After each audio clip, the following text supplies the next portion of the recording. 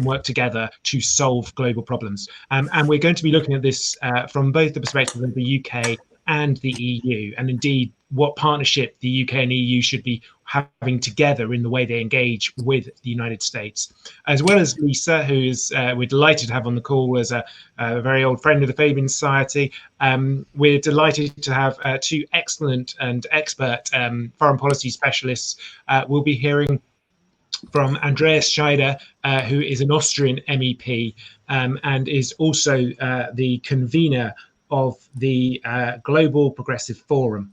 And then we'll be hearing from Mark Leonard, who is the founder and director of the European Council on Foreign Relations, and has written extensively in the past for the Fabians, including an excellent pamphlet on foreign policy and Europe and other issues over the years. So it's sort of going to be a very similar format to those we've had in the morning. So we will start off hearing from our three speakers, but then we will have plenty of time for the question and answer. And so do type in questions as we go in the Q&A function. I'll try and get some of you on the call if the tech is working. I know it was a bit slow this morning, so if we can get people in quickly, I'll bring you in, and otherwise I'll read out a selection of questions. So the question is, firm friends, how should the UK and EU work with Biden's America? Over to you, Lisa. Oh, thanks so much, Andrew. Thanks for having me here today. I address you as the first Shadow Foreign Secretary to come to the Fabian Conference for half a century with Britain no longer in the European Union. This is the start, undeniably, of a new chapter for the UK. But with the election of Joe Biden in the United States, we have the opportunity to turn the page on the darkest, most divisive era in politics I can remember, not just on the other side of the Atlantic, but on this one as well. And after years of division in the Labour Party, we are looking to the future. Now, COVID-19 has shown two visions of what that future might be. We've seen vaccine nationalism ramping up. We've seen attacks on the World Health Organization. We've seen the scapegoating of migrants and the ramping up of hostilities between global superpowers. But even as that environment became more and more toxic, what we've seen too is scientists who continued to cooperate across national borders in the hardest of circumstances to find the treatment, the diagnostics and the vaccines that taken together will save millions of lives. And this is the spirit that we need to summon to face up to the world that Labour will inherit in just a few years' time. And that choice that we've seen on offer across the world is very much on offer here in the UK. We've got a Tory government that for a decade has retreated from the world and has trashed our influence and standing. They've needlessly antagonised our friends and our allies in Europe. They've shamefully used the Good Friday Agreement as a bargaining chip, and they brought us to the brink of a no-deal Brexit with our closest neighbours. We've had years of cozying up to Donald Trump with absolutely nothing for Britain to show for it. Not action on climate change, not a rejoining of the Iran nuclear deal, not a trade deal, and no action on 19-year-old Harry Dunn, whose family is still waiting for justice. Yet alongside all of that, we had the prospect of UK government ministers abandoning our values, their own self-respect, and the UK's global reputation with it. But set that alongside Labour, a party that, as Keir said this morning, will always be proudly internationalist, that knows that we are out of the European Union, but our future lies with Europe, that is realistic and ambitious about what we can achieve. And we are resolute in our determination that Britain's foreign policy will have a moral centre. Now, we decided back in April when Keir was elected and I was appointed that we're not going to wait for the Tories to start doing this. We have stayed in the Party of European Socialists and reached out to our friends across Europe to build alliances now. We've robustly defended the Good Friday Agreement, and we will always do so, because for us in Labour, it is an article of faith. We've been working closely with our sister parties in Australia, New Zealand, France, Spain, Germany, and of course the Democrats in the United States on the shared challenges that we face both domestically and globally.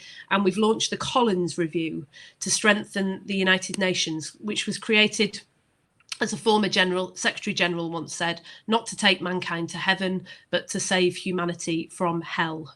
Now, there is so much scope for more for an ambitious UK, EU, US partnership. And I want to highlight 4 areas in particular. First of all, we should work together to lead the world out of this pandemic with global action to ensure the vaccine reaches every corner of the globe, and that we act now to stop economic hemorrhaging in poorer countries that could knock down the world economy like dominoes. Secondly, we should crack down on the corruption across the global economy, starting here in the UK, where dirty money is recycled through the City of London, allowing Britain to become a haven for blood money obtained by abusing human rights and degrading the environment. Last year, we had the Russia report. It should have been a wake-up call to this country, but instead, we've had a government that has dragged its heels, that has denied the problem and hasn't implemented a single recommendation. Thirdly, we should work together to take a strategic approach to the rising power of China, providing aid and finance to developing countries to allow them to defend their own democracies and provide an alternative to the Belt and Road Initiative. We should work with China constructively on shared challenges like climate change, but we should build the alliances that we need to stand up for our values, democracy, human rights, and the rule of law, so that we can stand firm against the appalling persecution of the Uyghur in Xinjiang and the treatment of the people of Hong Kong. But most of all, the COVID crisis should be a wake-up call the world needed about why we should listen to scientists' warnings about the biggest threats to our security and prosperity. And there is no greater threat to that than climate. Scientists have been telling everyone who've been listening for decades that we're running out of time. And this will be a crucial year that could, if we get this right, put the world on the path to climate safety at last. As the host of both the G7 and COP26, the UK has a once-in-a-generation opportunity to rally the biggest economies in the world to take action, not decades into the future, but now and in the decisive decade that lies ahead of us. This is our unique responsibility in the UK, and we must not fail. Now, in recent weeks, we've seen encouraging new commitments to curb carbon pollution from Europe, Japan, South Korea, and China. And the election of Joe Biden will mean that with the USA, 2/3 of the world will soon be bound by promises to go net zero. A breakthrough is within reach. The crunch test of Boris Johnson's leadership at the Glasgow summit will be whether he can persuade the leaders of these countries to turn these promises into action in the short term, with meaningful 2030 targets from these countries. Promises to do the right thing, but only decades into the future, no longer cut it. Big economies that refuse to act, like Australia, should not be allowed to join the new D10 alliance of democratic nations without concrete action in the decade ahead to do their fair share on climate change. With everything at stake, whether it's pensions and life savings, war and displacement, or the future of the planet, anything less than an agreement that sets the world on a path to climate safety, not in the decades ahead, but in this decade now, would constitute a devastating failure of diplomacy. Now, in Labour, we know that this can be done. We gave the world's first climate change act. We used our membership of the G7 to advance action on climate change, and we showed leadership in Copenhagen that helped to set the world on the path to climate safety. We did it not despite other countries, but with them. And that is the internationalism that we believe in here in Labour, a country that will go out with ambition and courage and shed light, not might, around the world. The former Prime Minister of Australia, Anthony Shifley, once said that Labour must be the light on the hill. That is our job, friends. And I believe that with enough courage and enough ambition, we will do this, and we will only do it the way that counts, which is together. Lisa, thank you very much. That's really set the agenda for the whole discussion, covering so much in a short space of time. Andreas, it's brilliant to have you join us from an EU perspective. Really keen to hear both what you think the EU's relationship should look like with the new Biden administration, but also the triangular partnership, how the EU and the UK can work together.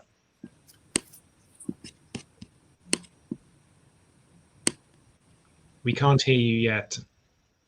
So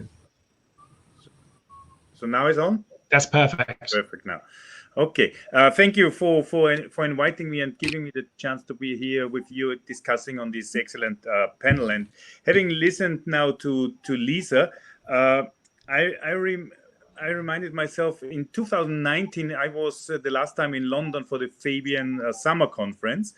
And it is a pity that now we can't travel so much. But what I learned is that in the meanwhile, UK went worse due to the Johnson government. But also what I learned is that the Labour Party went better and better in meanwhile. And I think this is good news, because if this then at the end is transferred into leadership also for the country, maybe the UK also can start to work on its own future with better ideas. On the Biden issue, I think before political fields, I have to say the general impact is also on political atmosphere quite positive one. Fake news and how far they can go, we just saw recently on the siege of the Capitol Hill, but also is what we are discussing now at the moment in the European Parliament in this investigation committee on foreign interference, fake news, and this kind of effects. And I think this is extremely important for the world, that this clownesque policy style via Twitter has at least one of its strongest supporters less. There's still one sitting in Downing Street, but probably also Keir will solve this problem quite soon in the British elections. Secondly, also that the general assumption of Biden to close the divide in the society, I think, is having also a positive impact on politics here in Europe. Because what we see also is that the divide, of course, is an economical one, is a social one, but it's also one of chances of being listened, of being treated well. And therefore, I think it's extremely important not to have somebody who is splitting the society, but somebody who is bringing together, because this is also strengthening at the end the project, what we are doing. Then coming to the policy fields, multilateral approach. I think this is the good one, that Biden has this multilateral approach. We will end up discussing a lot of issues where we have different viewpoints and maybe different positions as European Union and as the United States. But it is what we learned is how extremely important is at least to have a platform for discussing and at the end also acting together. Then climate. This, I think, is one of the big global challenges, solving the climate issue, and the US now will rejoin the approach, which is extremely important. It's one of his first agendas, and I think this can help us then at the end to work on this. And then coming to the international crises and big questions, like Lisa was mentioning, for example, China, how we deal with other continents, like Africa is on top priority also of the European Union. And therefore, of course, it's good to have with the US also the possibility to join strategies and approaches when it's especially coming to the field of trade policy. Maybe the divide will still be there, but a little one on democracy, human rights issue, also respecting international institutions like UN, WHO, and others, I think will be extremely important. Last point, what we can do, and as you mentioned, I'm co-chair of the Global Progressive Forum, and I just wanted to use the chance to say what it is. The Global Progressive Forum is a platform which was founded by Poul Nyrup Rasmussen and is from the Party of European Socialists and the S&D group in the European Parliament, but is a platform not only for the parties, it's also a platform for, let's say, progressive, leftist, democratic politicians, people from the society, university, researchers, economics, and other fields. And the idea is to relaunch the GPF quite soon and to have this November the big Global Progressive Forum. And the idea, of course, is to use this to build a new bridge of progressive ideas and people between the two sides of the Atlantic, to have in November a big conference in Brussels, and maybe on the forehand to ramp up on several issues like climate, like cities and mayors, also to work on these issues before. And I think this is extremely important now, to take the chance to and strengthen the dialogue with all the friends in the United States, because anyway, the world became smaller and therefore we have to work closer together. Andreas, thank you very much. And then to our last speaker from the panel is Mark Leonard, who I think is going to be able to be a perfect bridge, bringing both an EU and a UK perspective. Great. Thank you very much, Andy. Thank you for inviting me back to another Fabian conference. It's very exciting to be here. And just want to follow on very strongly from what Lisa and Andreas said. I think, like everyone else, I was absolutely thrilled to see Biden elected. It's a huge relief to be able to wake up in the mornings without wondering what crazy stuff was being said on social media while I was asleep at night. But I am quite nervous about where we're at the moment, and our ability to take advantage of the fact that Trump has gone. And I want to sort of just focus on three angles. Firstly, talk a bit about the nature of the special relationship. Secondly, about Biden's challenges and how he will be looking at the world. And then to end with some thoughts about what Labour Party specifically can do.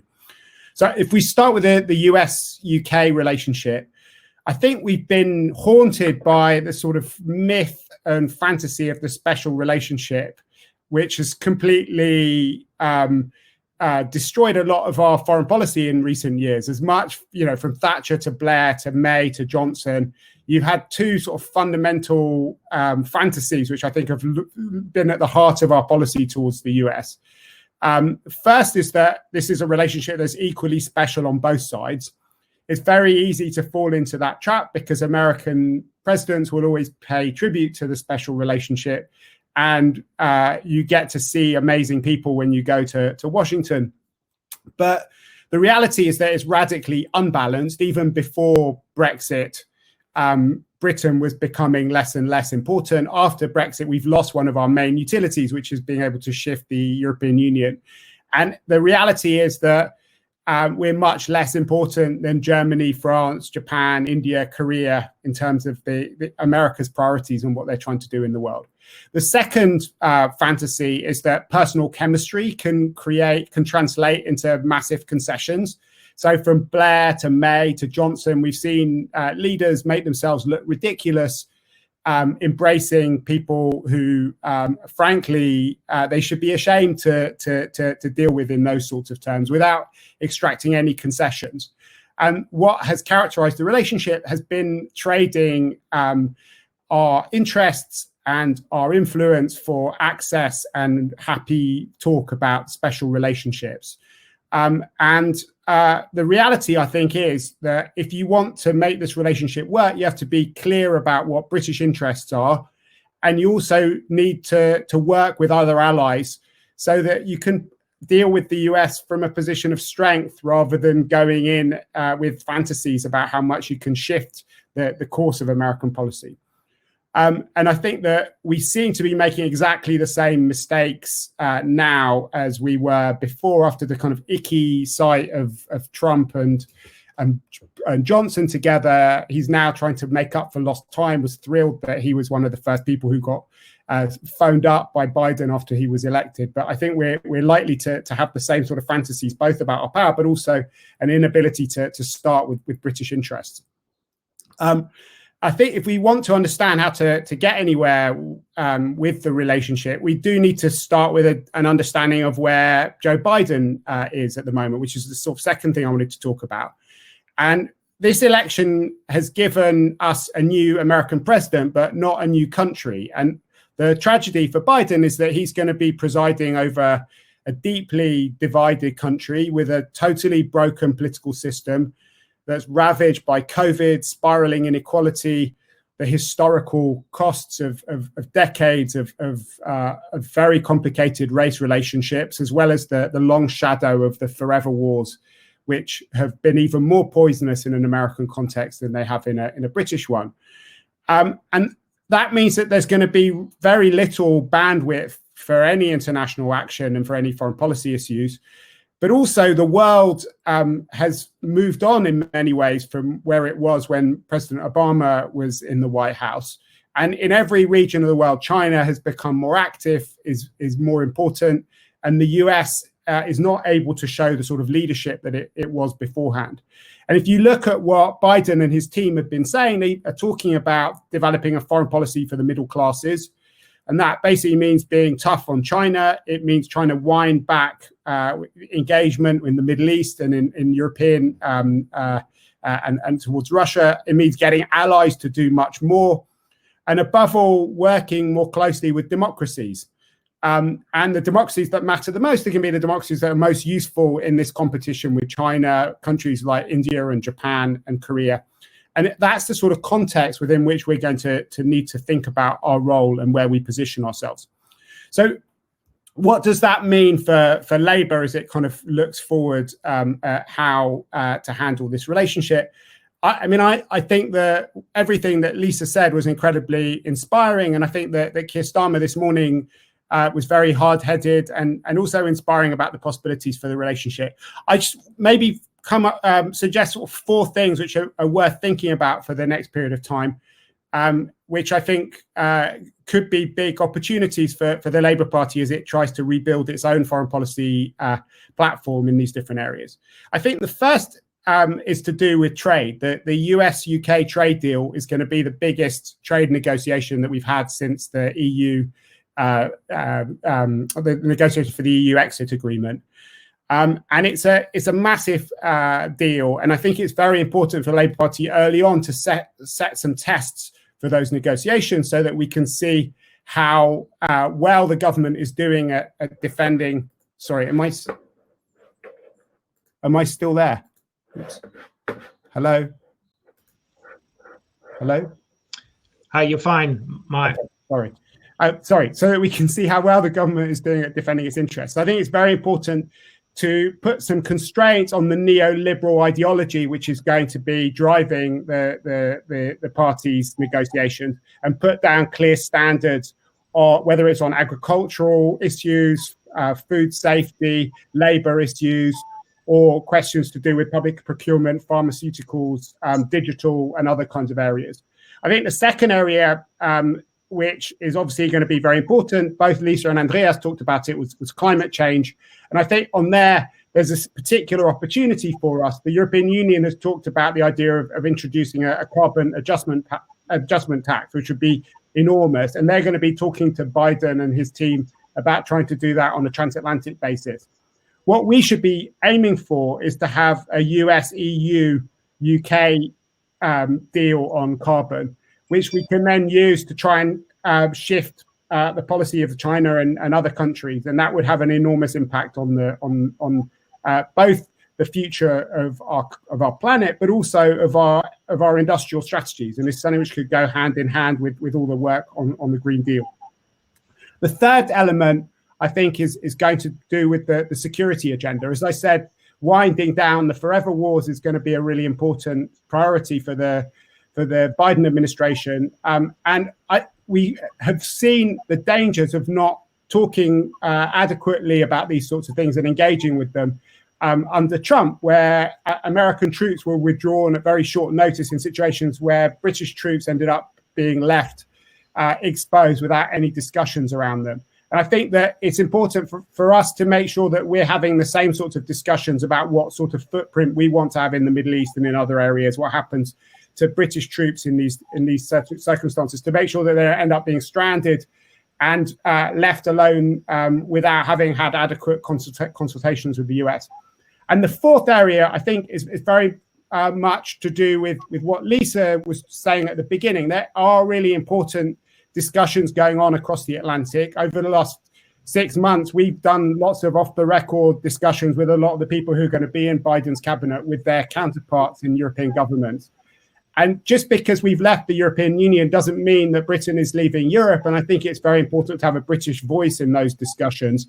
Dominic Raab and Boris Johnson are not trying to deal with any of these issues in a transatlantic way. They are going for the sort of fantasy of bilateral relationship exclusively. But I think it's very important for Labour Party to make up for that and to try and be part of these sorts of discussions which are taking place, and to make sure that Britain is actually involved in these important discussions about the future of our planet, which are going to bring progressives and Democrats together. I'm very happy to work with Lisa to help make sure that there's a Labour voice in these transatlantic discussions. Mark, thank you very much. Right, we're going to do the question and answer. We'll do a mix of, as I said earlier, reading it out and trying to bring you in. I'm going to try and start by bringing in Arnab Dutt. I think I have a colleague who is making all that magic work.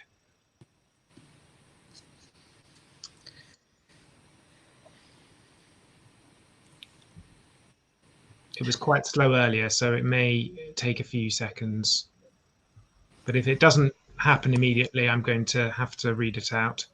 I feel like we should draw a raffle or something. It wouldn't be a Labour movement meeting without a raffle. Exactly. Anna, yeah, over to you. Hi, everyone. So my question is, it's a general question. Does the UK right now have the capability to be nimble enough to tackle the global challenges we face in a world of multipolar global power blocks? Does any country care what the UK thinks after demonstrating and continuing to demonstrate a massive lack of foreign policy judgment in relation to the EU? There we go. Great, thanks very much, Arnab. I've got an anonymous question, so I can't open it up, but I think it's an interesting one. To you specifically, Lisa, what have you learnt from your discussions with Biden's team? And I'll take one more question before we go back to the panel. And from Alex Astley, if we could bring Alex Astley in.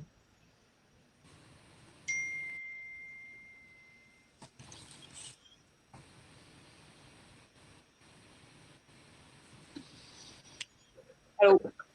So my question is, what concrete steps can or will the Labour Party take to address the human rights abuses in China, noting that we are, or the Labour Party is in opposition currently?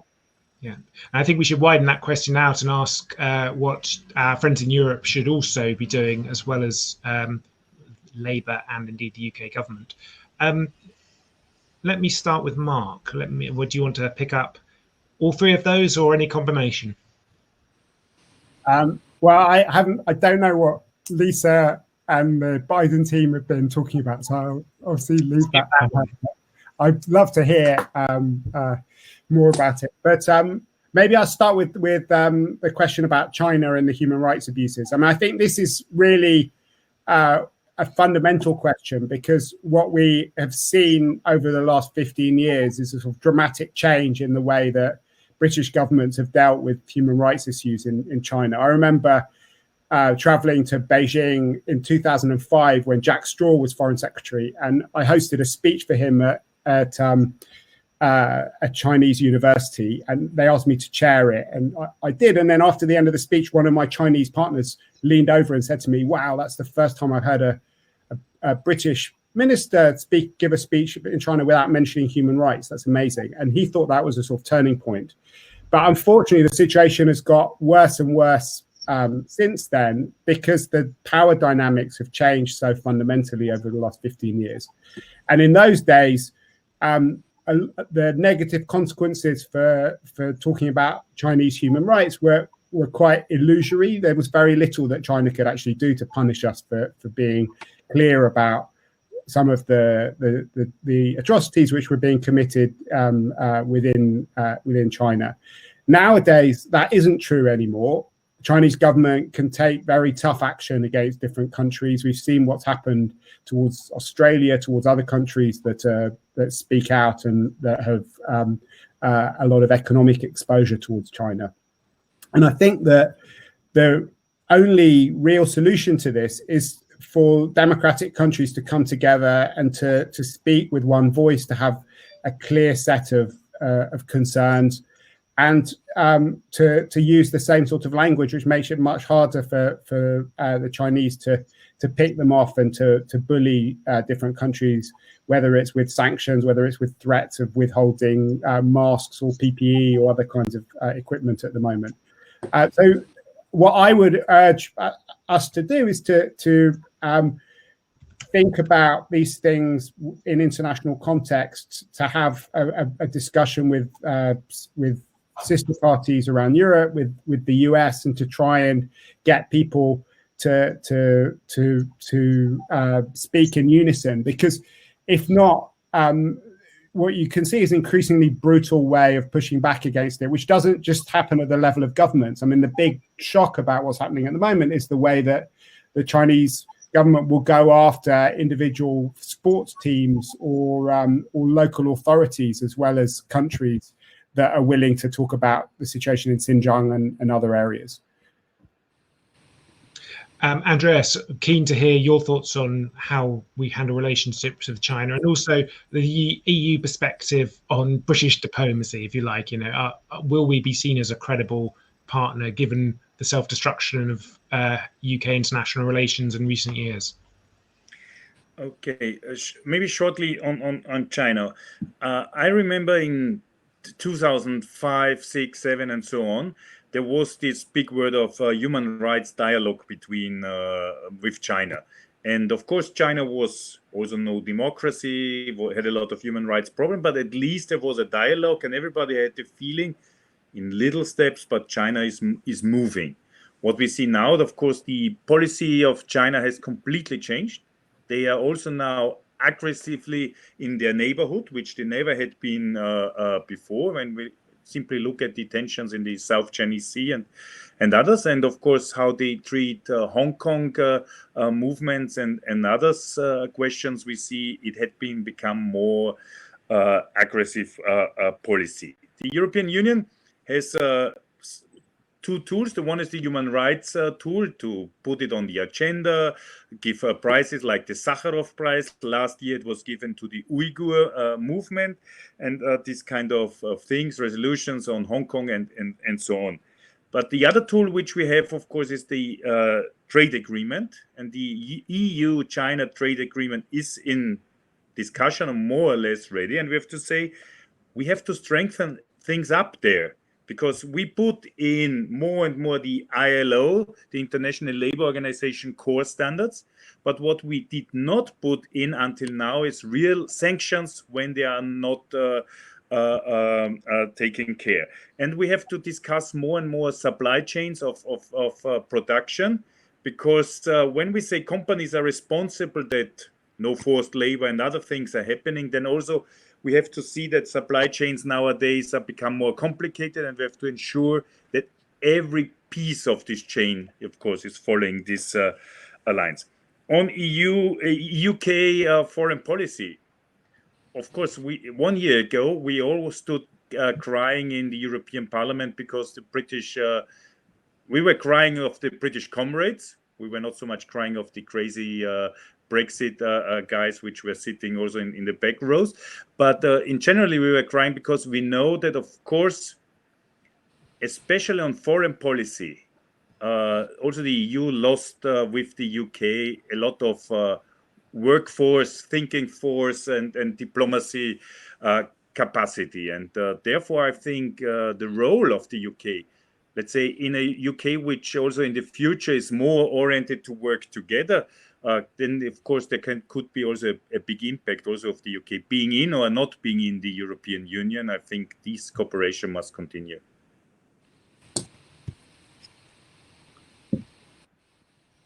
Thanks, Andreas. Lisa, do you want to try to respond to all three of those questions?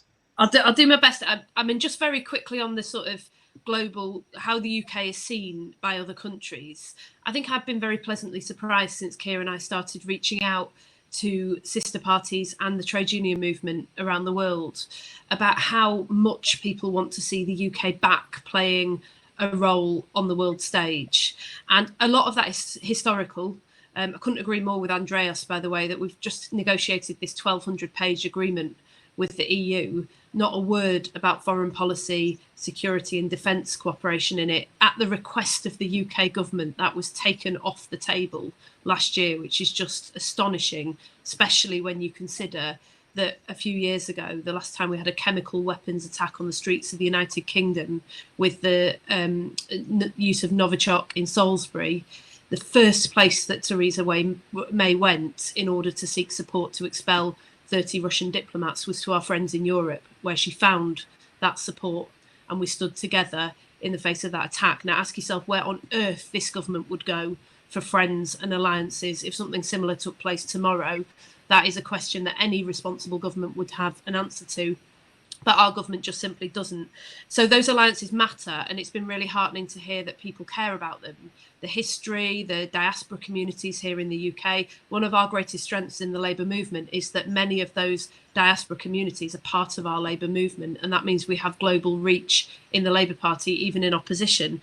But what is quite desperate is how far that has been trashed in recent years. We've talked a bit about the US and the EU, but actually one of the things that worries me the most is the way in which things like the Windrush scandal here in the UK have had reverberations across many of the Commonwealth countries, where people feel really disrespected by the way that the UK has treated the Windrush generation.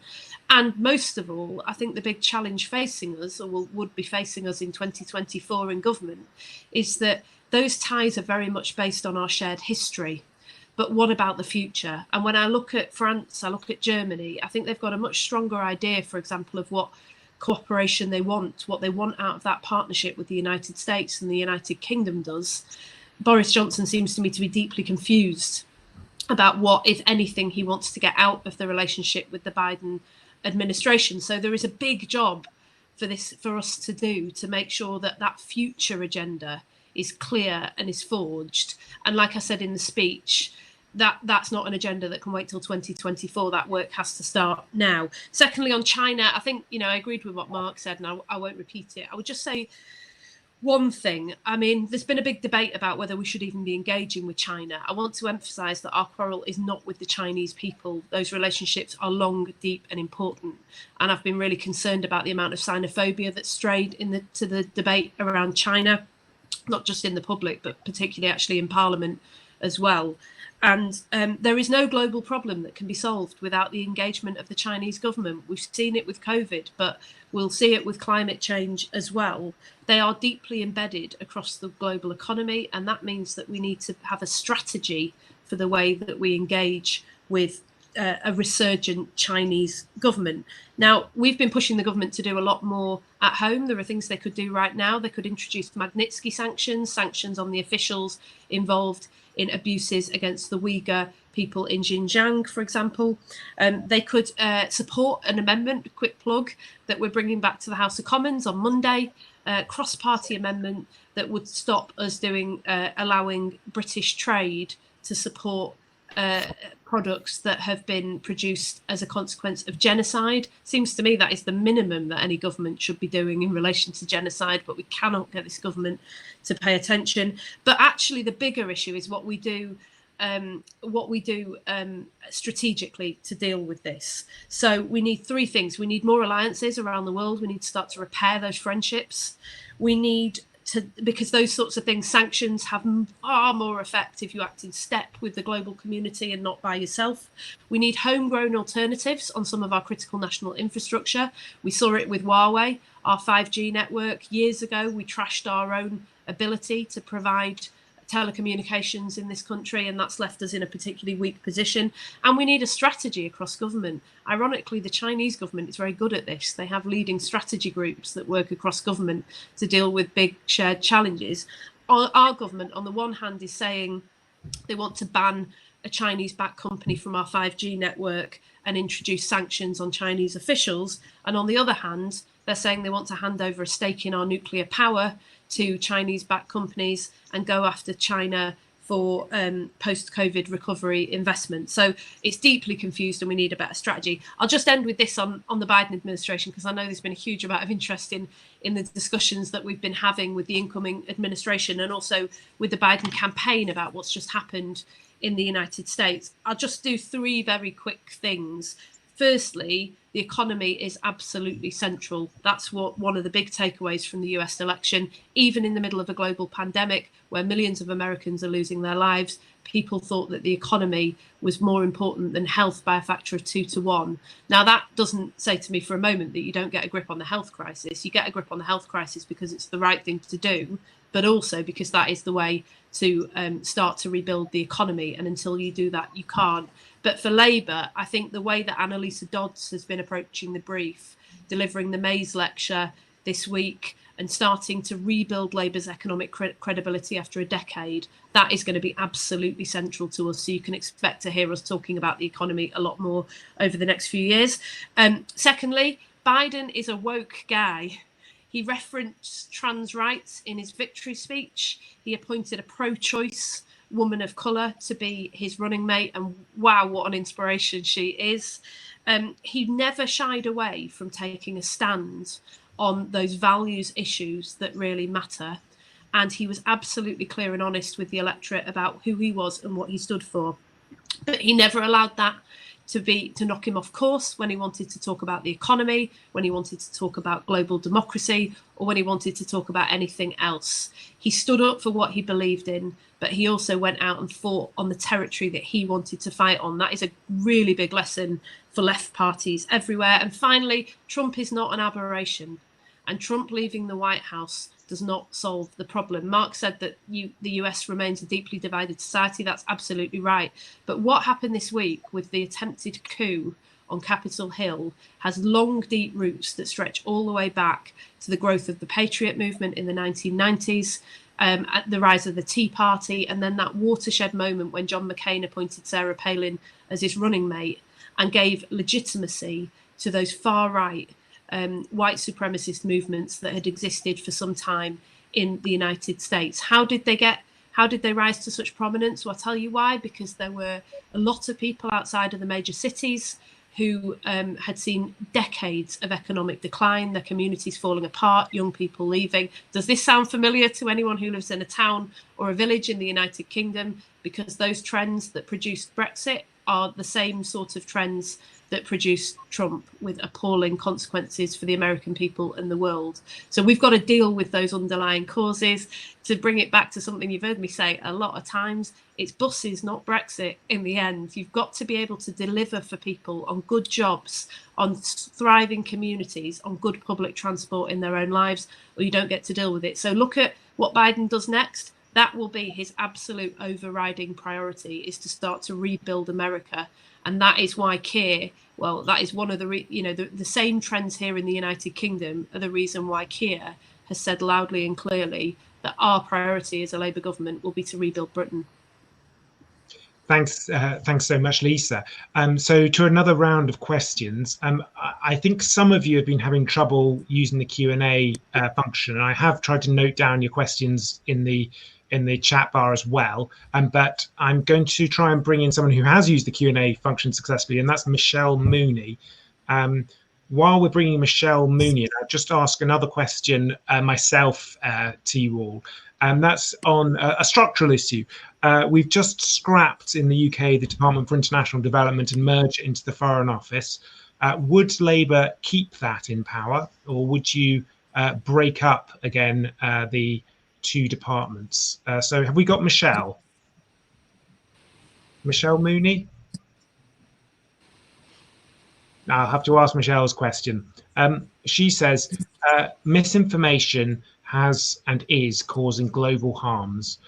Can the challenging of countering misinformation and digital hate be addressed without global cooperation and determination from US and UK leaders? As Johnson has little interest in addressing this, what can Labour do? So I'm sorry I couldn't bring in Michelle to ask that question. And then there's a third from the comments. There's several people have been asking about how our attempts at diplomacy in the Middle East should be affected by the incoming Biden administration, and how we should seek to influence them. And there's been questions in the chat both about Israel-Palestine and also about Yemen and Saudi Arabia. Shall I start with Andreas this time?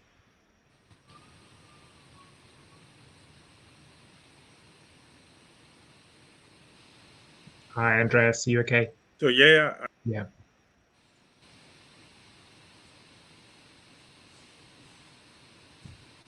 Try again, Andreas. I think you had your volume. Now it's on. Probably. Great. Yeah, exactly.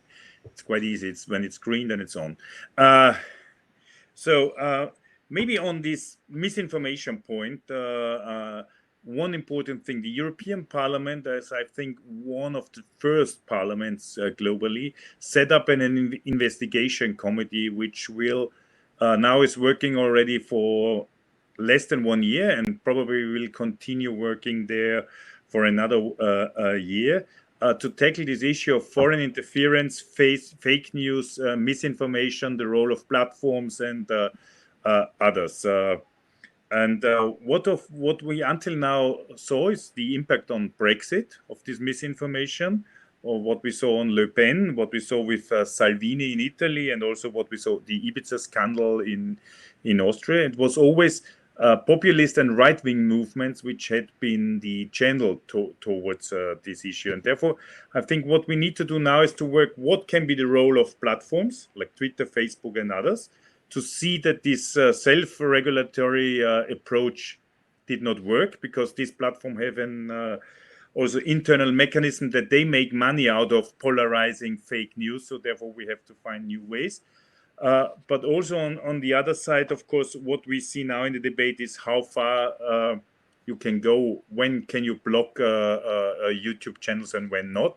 Of course, this is also due to the freedom of expression and not easy debate. But in the European Parliament, there is very much going on. And I think the first step was already done. As soon as it became more transparent what could be going on, it became less effective. This is also what we saw around Donald Trump.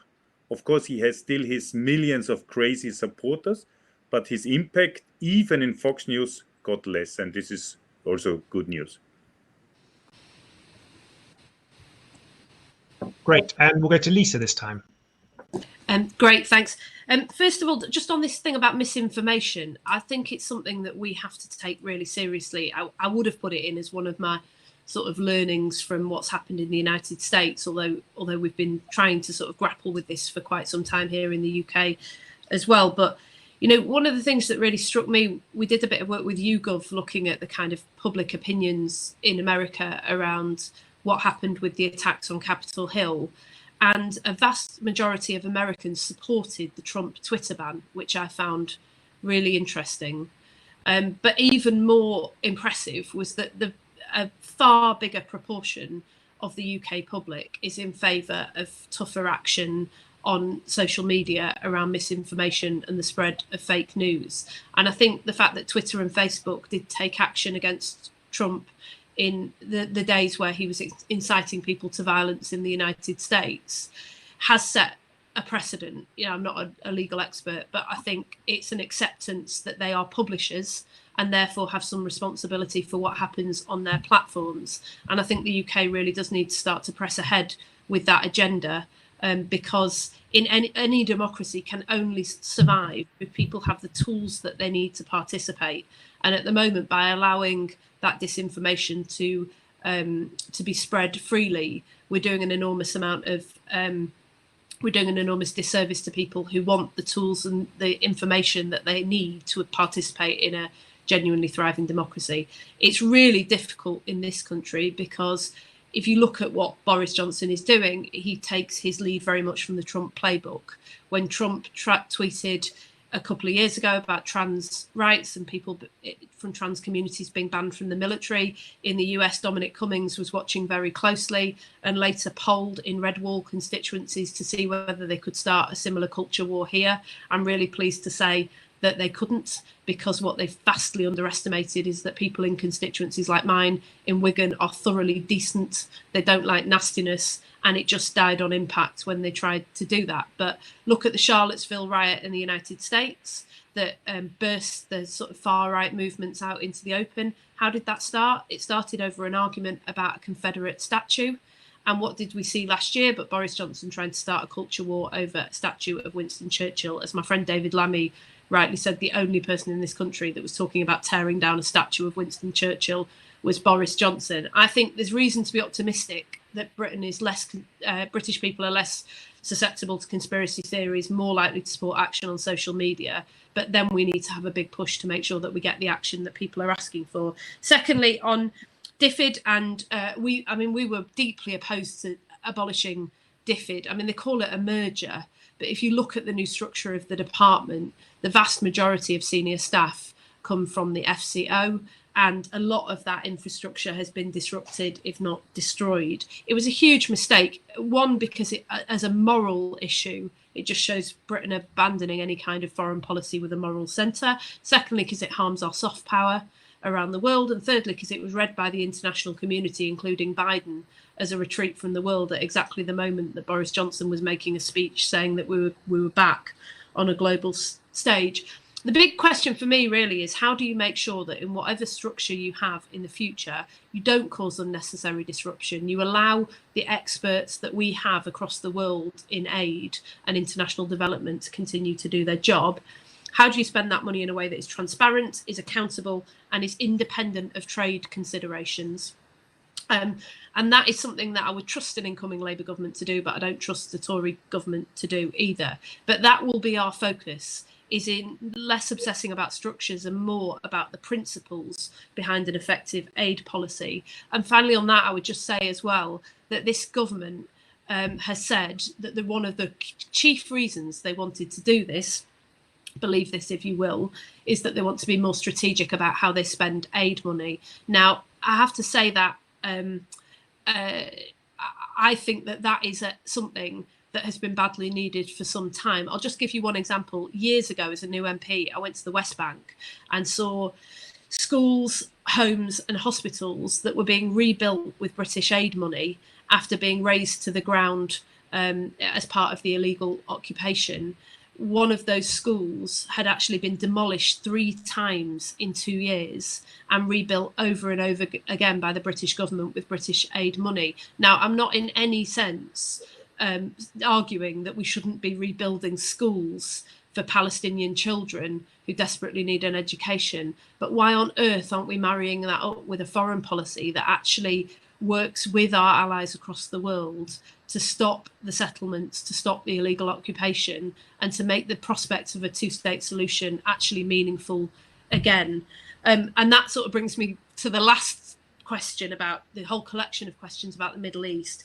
I mean, I hope that what you'll see very quickly with the incoming Biden administration is the end of the Trump peace plan, which was an outrage to the people of Palestine, but also to the Israeli people who want to see a two-state solution and a peaceful resolution to what's happening in the Middle East.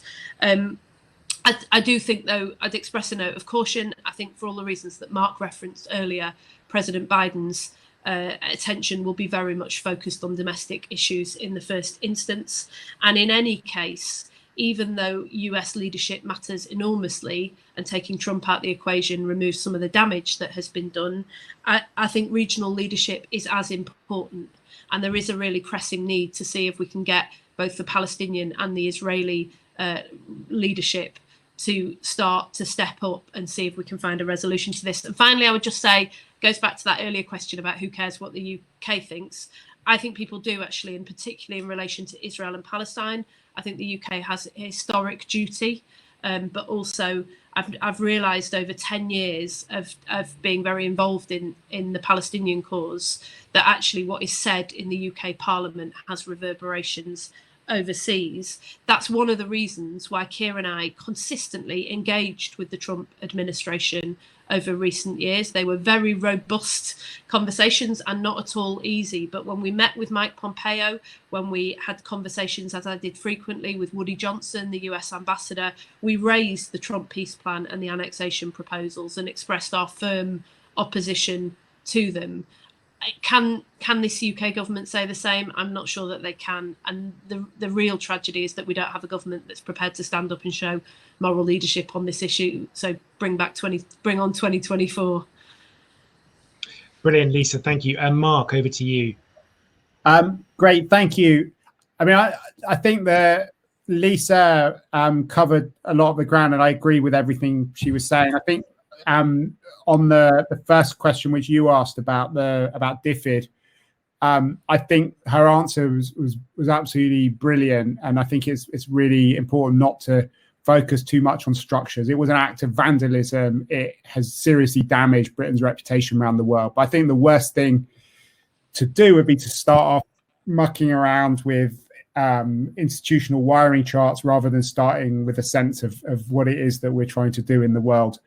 And the officials will have been through a really hellish period of reorganization over the last few years. And I think that it's much more important to be clear about what we stand for in the world, to have the right kind of values running through British foreign policy, and the sort of benchmarks that Lisa was talking about are absolutely essential. Those were things which were really important when Labour set up DFID in 1997 to move away from tide aid, from the disgraceful policies around the Pergal Dam and other kinds of things which had been going on when the Foreign Office was basically in charge of our development spending, and you didn't have the sorts of independent, very ethical considerations which Lisa was talking about earlier. But it is about values and about strategic clarity, and rather than about having independent ministries. So I think that there are lots of countries like Sweden and Norway with much more integrated aid and foreign policies, which do stand up for exactly the sort of values that Lisa was talking about. And I think that's what's going to matter more. On the misinformation issue, I agreed very strongly with what Andreas and Lisa said. I would note in passing that as a British citizen, one of the things that happened when we left the EU was that we stopped being defended by GDPR and by the regulatory frameworks which the European Union had introduced against these big platforms. And it is very difficult to come up with policies to regulate these companies that are bigger than many countries. And I think, again, it's yet another instance of us having a kind of illusion of sovereignty and control, but actually potentially putting ourselves in a situation where we have even less ability to stand up for our citizens in the world. And on the Middle East, I agreed very much with what Lisa was saying. I do think that there's been a lot of strategic muddle about the Middle East. We've had very rhetorically driven policy on lots of different areas over the last few years, on Syria, on Libya. British governments have not really been able to influence things in a positive way, as millions of people have been driven out of their houses. Human suffering has been going on and on. And in many ways, British governments have actually been part of escalating these crises rather than finding a political solution to them. On Iran, we have had a very different approach, which is working with allies, being very clear about how to deal with it using diplomacy. And that is something which has even survived during the May and the Johnson administrations. So I hope that we can take some lessons from that and think in more strategic terms about how we can de-escalate the Middle East and play a supporting role, even as the US tries to reduce its footprint there. And as a lot of the action is moving towards regional players like Saudi Arabia, Iran, as well as countries like Turkey and Russia, who are now basically setting the terms for diplomacy in the Middle East in a way that they weren't earlier on, as America withdraws. And that does make it even more complicated for us to both work out what it is that we're trying to do, but then to recalibrate our action so that we can actually help to reduce the levels of violence and ethnic tensions which are going on at the moment. Mark, thank you. I'm so sorry, everyone. I wanted to bring in some more questions, but we are out of time. I just want to ask Lisa just one more question, which is reflected from the chat, and that's particularly picking up that Iran example. How do you want the UK to work with the EU and the other big powers in Europe? Do you think we need some new formal structural links, or can we do it on an entirely informal basis? So I think one thing that I've learned about the European Union is that a formal mechanism for cooperation, form structures, are incredibly helpful for a number of reasons. One is just simply time pressures. If you're going to get leaders from across the European Union together, as we learned to our cost during the EU negotiations, or at least this government did, you need to get ready in time. And leave time to have those discussions, because it's not just on a practical level, it is not an easy task to get all of those leaders in a room or on a Zoom call and get them to reach an agreement. A huge amount of work and diplomacy has to go into getting even the smallest amount of movement. But if you do move in step and you do manage to do that, then the benefits are multiplied many-fold. So we were desperately sorry to see the UK government take foreign policy, security and defence off the table. And we think we need a mechanism through which we can work with the European Union in order to advance our shared priorities. One of the big priorities for me, we've just been talking about the Middle East, is Syria. It has just fallen off the global agenda. This is a conflict that's now been raging for longer than World War II. And the crisis there and in neighbouring countries is appalling. And so I'm very, very keen that we see a new mechanism for cooperation with the EU in order to advance issues like that. The precise details of that are yet to be worked out. Two very quick, and Rachel Reeves and I are doing some work on kind of Britain post-Brexit and reaching out to our European friends to discuss how that might work now. But just very quickly to say as well that that the way in which we engage with Europe, we want to see a new tone to that. We want to see a positive discussion and relationship, and we want to see a level of ambition there. So when we talk to our friends in Ireland, for example, recently, we are very respectful of the fact that Ireland are members of the European Union, that it matters to them as a country, that it matters to their sense of identity, and we want to continue to have a relationship with the EU itself at that level. But we're also very keen within that framework to have the scope to work with Ireland, France, Germany and other partners on areas where perhaps they would like to go further than the EU can move together, but that it advances both of our interests to do that. It's been suggested many times that that is something that is in tension, to have bilateral relationships with countries and to have a relationship with the European Union. We think with the right approach, with the right constructive, respectful approach, that could actually be something that is mutually reinforcing. Strong relationships with individual countries, strong relationships with the EU as a whole. Most of all, in the end, we think that signals the future for Britain and how Britain will go out again and shed light, not might, in the world. Lisa, thank you so much. And to Mark and Andreas, it's been a really fascinating conversation. I'm afraid we've got to end it there because we've got other sessions to go. Thank you, all of you. Thank you. It was excellent. Thank you. Bye.